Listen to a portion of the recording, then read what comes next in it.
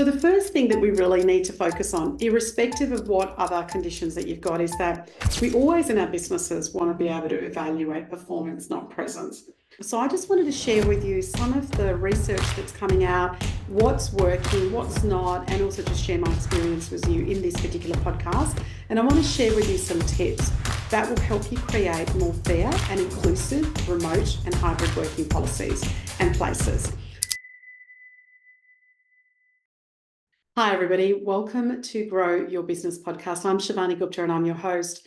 I have done a podcast about this particular topic before, but more and more I'm speaking to clients and this is coming up still as an issue. And this is really about how do we actually have productive, inclusive, fair, and the hybrid work policies in terms of our businesses, because there are many businesses that are saying now they want them back in. I'm speaking to certain leaders who feel that their team's going to be performing better once they're actually in. Some of that is for connection. Some of that is for productivity. So I just wanted to share with you some of the research that's coming out, what's working, what's not, and also just share my experience with you in this particular podcast.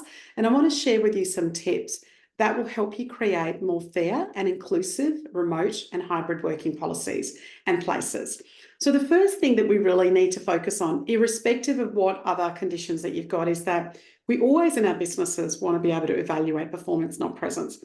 This podcast is called Grow Your Business. So how do we grow our business? We always need to focus on performance.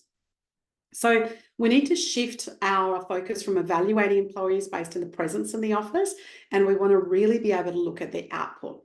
Now, we want to make sure that those outputs, people are treated equally and they've got to produce a certain amount of work by certain times.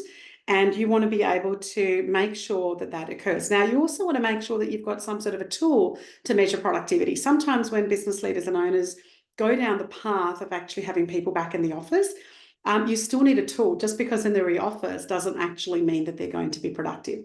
So really look at the performance, really look at the output in terms of what it is that they need to be able to do. And there's lots of different tools to be able to use for that, where people are looking at how much time that they're spending on certain tasks. And then you can look at that from a productivity perspective, which I'll speak about as well. The next thing that I want to really talk about when it comes to that is how to make sure that all of your people have equal access. It's really important when it comes to your people, whether they're working remotely, whether they're working in a particular office, that they've got the same tools, that they've got the same resources, and also they have the same support from their business leaders and managers as well. And that includes things like what technology that they have, whether it's a laptop or other things that they're using, any educational training programs that you may be providing to them, or any professional development that you might be providing to them. Every single person in your team needs to be able to have access to the same things. Now, some of the questions I get is, what if they're part-time versus full-time? Obviously, you might have different incentives for that, but I'm talking about some basic things around technology and training, etc. as well. The next thing I want to talk about is that as business leaders and owners, if we really want to grow our business, we want to be able to standardize the communication practices. Communication is usually the number one thing that comes up any workshops or anything else that I facilitate in. So what does that mean? Because that can be as long as a piece of string, as the saying goes. So what does that actually mean? Well, we want to actually develop some clear guidelines in terms of what it is that we want to communicate. So whether somebody's in the office, whether somebody's remote, how do we want to keep them informed? How do we want to keep them engaged? So for example, this particular call on a Monday afternoon every week, guys, will be a video call wherever you are. So we, even guidelines of the fact that you can't have any phone calls there, please turn everything off, and you keep repeating that so that people do that. And if anybody you see looking away from the screen or doing other things, you bring that up as a behavior. So we want to kind of really look at those communication things. For example, you might also say once a week, we're actually all going to be meeting face-to-face for this particular meeting. So whatever they are, looking at the key things that you really want and need for this team to be able to function and your people to be able to function effectively. Look at what they are. Make sure you've got very, very clear and open and very well communicated guidelines into what it is that you actually want your people to be able to do. The next thing I'm going to speak about has been around, it's been a discussion for a very long time, 15, 20 years, is about having flexible working hours. We want to be able to create Each person that works in our team has got a diverse range of needs. They've got also responsibilities such as caregiving. They might have younger kids. They might have teenage kids. They might have older parents, whatever it is. And one of the things we want to do is, whether we're small, medium, or large business, we want to reduce any of those biases that exist in there. We want to be able to treat people, for example, for women, we might be able to say, again, when you link it into their productivity and their output, that yes, I understand that between these times and these times you're there. We also want our people to be able to be open about it. We don't want people lying to us, saying that they're going to go and do something without letting you know. Just when you're speaking to them saying, I really love just knowing the fact that you've got to go and pick up your child and that you'll be out of action for that 90 minutes. And I understand that you're going to make up that 90 minutes there and there. Just talk to them about the fact that those flexible working arrangements and hours can actually be done really, really well. The next thing that I want to talk to you about is, how do we, when we've got remote and hybrid and some face-to-face and some not, how do we create that team culture or that team collaboration between that? Well, it's really important that, you do that. I was speaking to a colleague the other day, and they've got about 50 people all working remotely in different parts of Asia and South Pac. So they've got them spread between Australia, New Zealand, and a number of countries, including Vietnam, Singapore, I believe they also had the Philippines, so spread out all over. So quite a lot of employees, 2 to 3 hour time differences as well.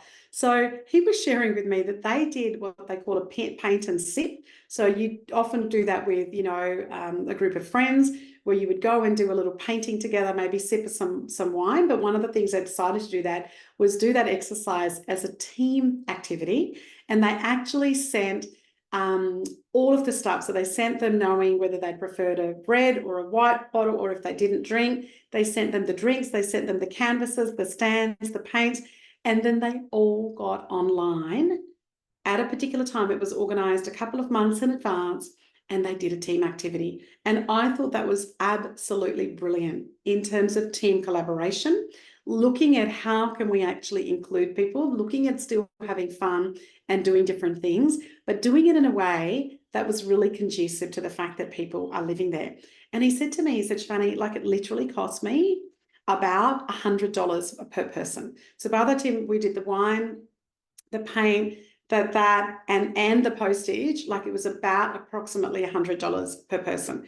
And he said that is a very cheap team activity for the fact that he's got all these people, rather than always flying them in. So they do that once a year, but the rest of the year, this is how they actually manage the teams. And I just thought it was brilliant, and that I thought I would share that with you. The other thing is, you might already have some policies in place around how to do remote and hybrid work. But if you don't, you want to make sure it's super clear. You want to make sure that they're part of your policies and the protocols are very clear. Also, when you're hiring, making sure guidelines around work hours, the communication, how you will measure things, what they need to fill out, are really clear.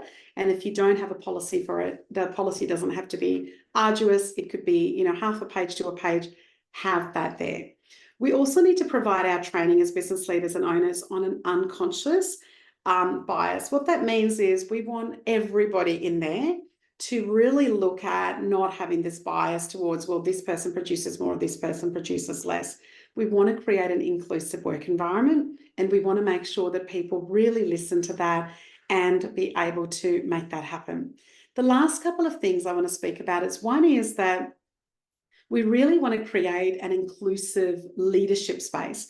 For example, one of the very simple tricks, and I do this with some of my teams, is just to do a check-in. It might be a one-word opener. It might be how you are feeling.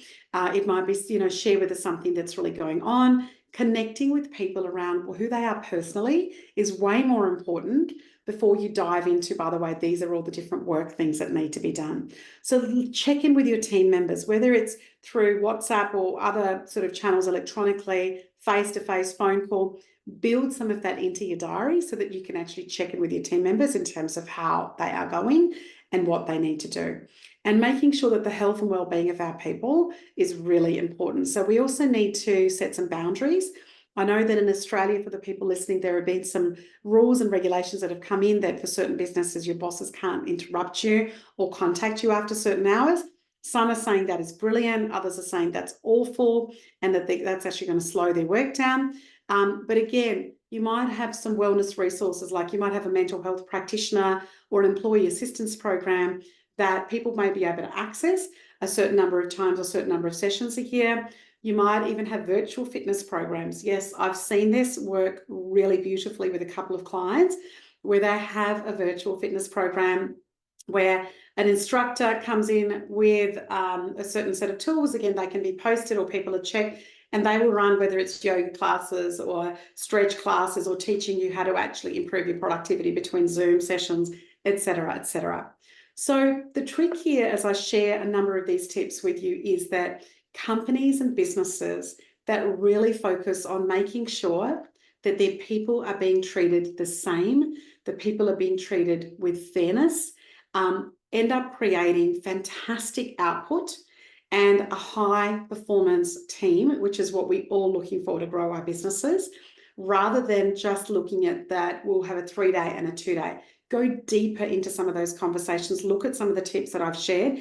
And if some of those tips you're already doing, pick something that you're not doing so well and implement them. Always up for any questions that you have. My website is called Ask Shivani.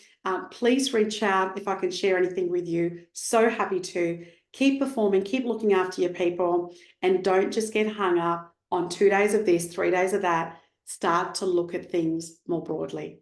Look forward to our next conversation.